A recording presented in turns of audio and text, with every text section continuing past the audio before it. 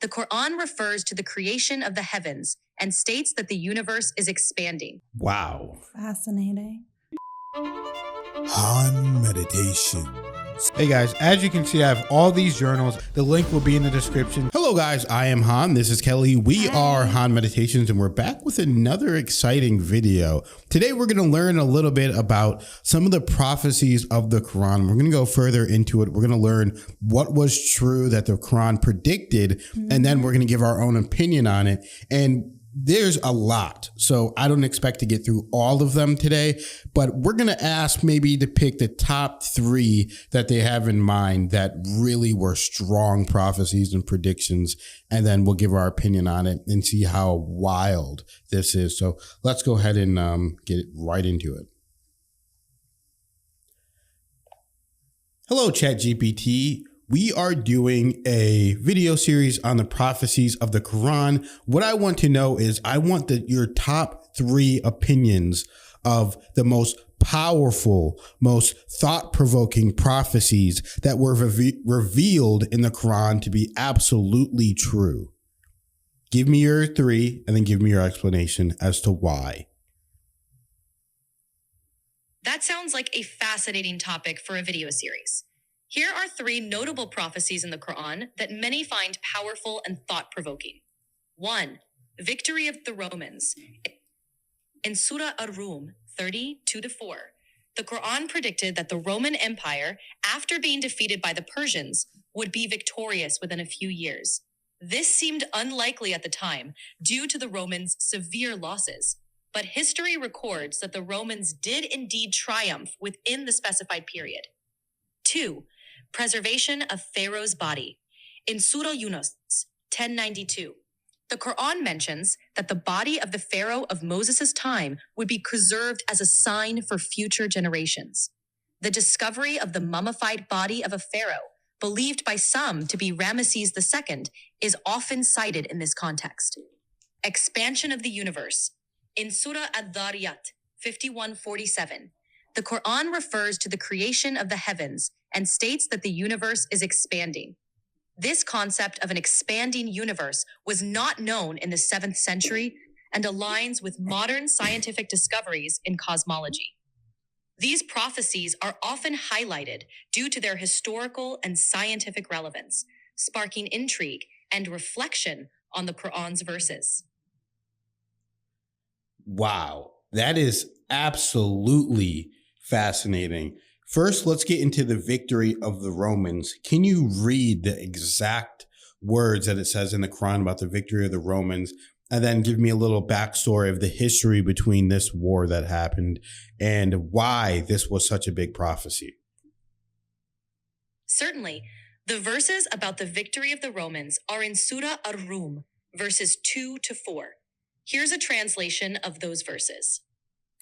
The Byzantines have been defeated in the nearest land, but they, after their defeat, will overcome within a few years.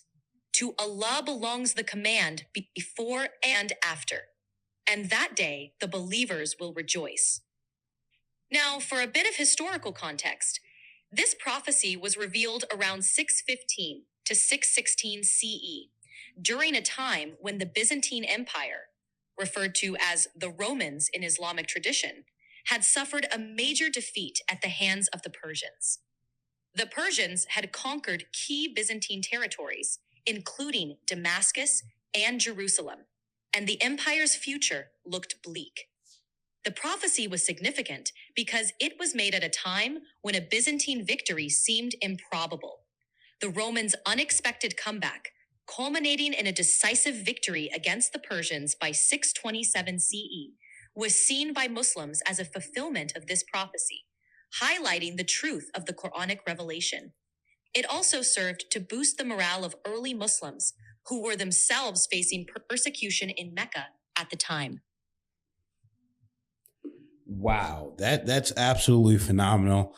I want to hear the same thing about the preservation of the Pharaoh. I want to know what was said in the Quran about the preservation of the Pharaoh, and then I want to know about what happened and whenever this Pharaoh was revealed and exhumed from his tomb. I want to know how preserved he was. I just tell me some information about that, please. Absolutely. The reference to the Pharaoh's preservation is found in Surah Yunus, verse 92. So today we will save you in body, that you may be to those who succeed you a sign.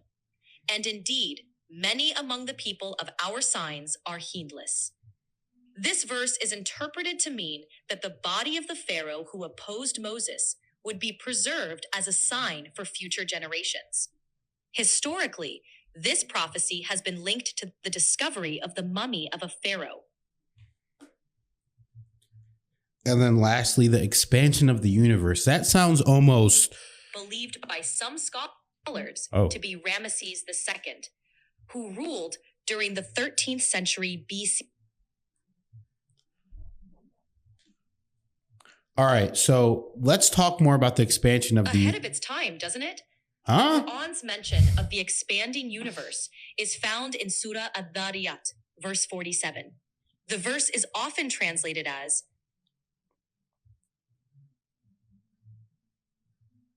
sure. Let me just go ahead and ask it again. All right, so we talked about the expansion of the universe. That seems a little too crazy, a little too wild to be true. Let me know exactly what the verse from the Quran is. Let people know where they can find that verse, and then let me know what your thoughts are on the expansion of the universe mentioned in the Quran. Sure.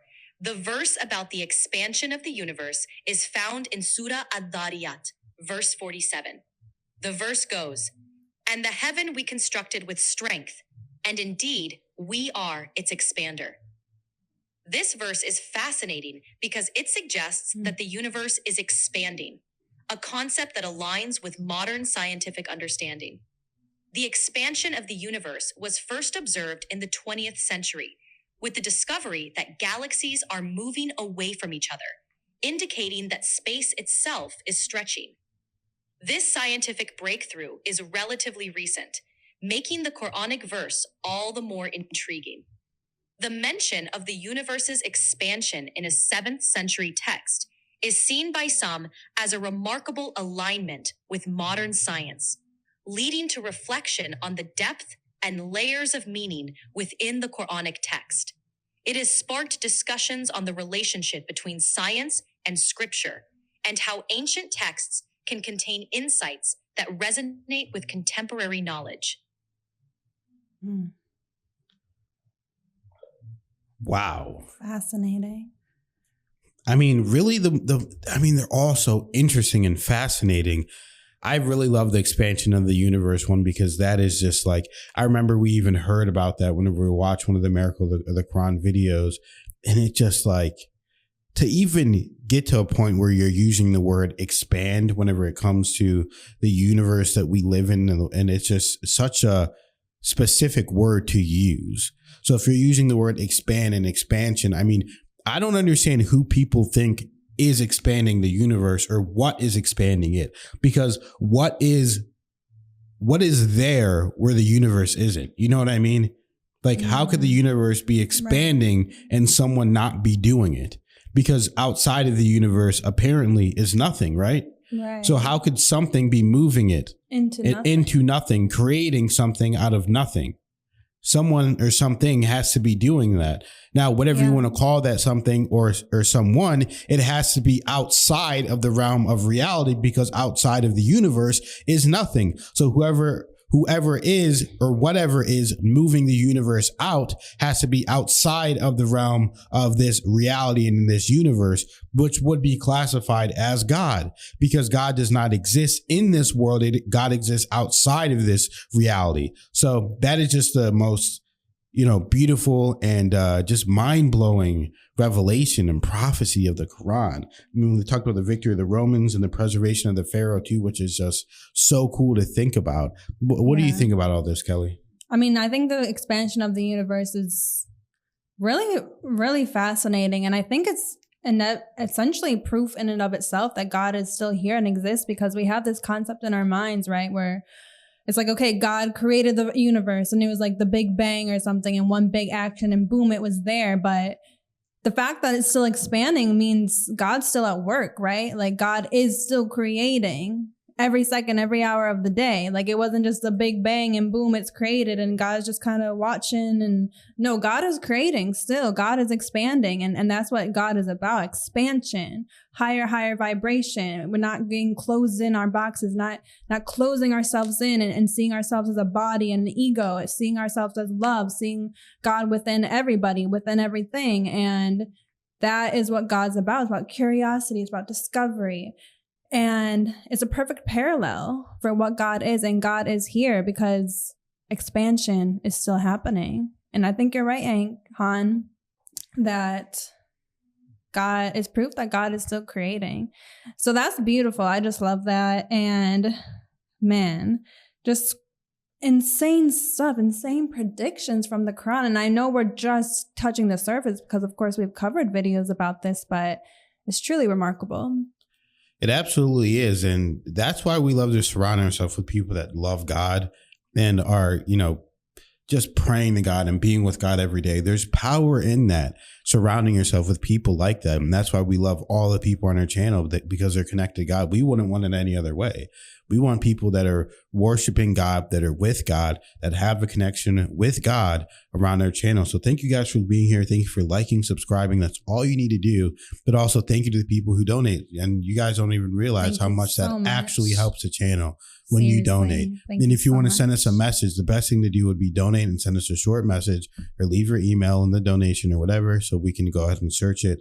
But thank you guys so much. Seriously, we love you so much, and we'll see you in the next video.